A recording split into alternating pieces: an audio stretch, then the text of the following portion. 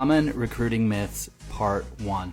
My name is Joel Algie. I've been in recruiting for coming up to a decade. I run a number of recruiting podcasts where I interview both agency leaders and internal talent leaders. I also engage all the time on LinkedIn and have a following of over 100,000, and I'm also active on Twitter. So I am basically talking about recruiting with everybody all day. But there are a lot of myths out there about recruiting, so I'm going to clear some of these up in this series. So a very common misconception, and something that career coaches talk a lot about, is the ATS. Now the ATS is the applicant tracking system.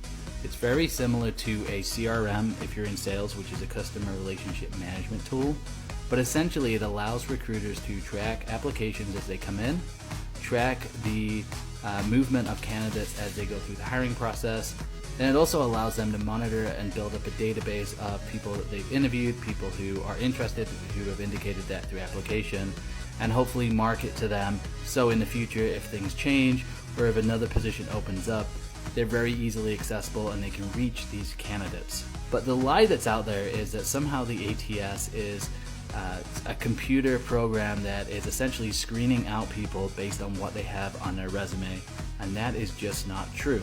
On the other end of this ATS is actually a human being, a recruiter. And what the recruiter is going to do, they may use keywords to search for skills. They may filter out based on whether or not they need a degree, or if it's a hybrid or in-office role, they might use location to screen people out. But it is a human being.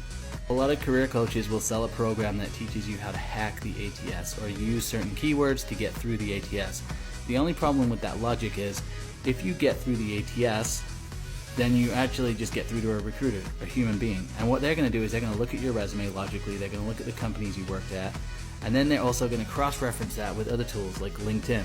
So in theory, you could stuff your resume with keywords or even lie, let's say, but at the end of the day, the recruiter is going to be able to sniff that out. They're still going to look you up on LinkedIn, they're going to look you up, they're going to do some research, and then they're still going to make a decision on whether or not you get through to the hiring manager. It's not like an ATS just spits out random people to the hiring manager based on just keywords. That just wouldn't work. Next time you hear a career coach talking about the ATS like a robot or it's like some computer that's out to get you, don't listen to a word they say, because it's just not true.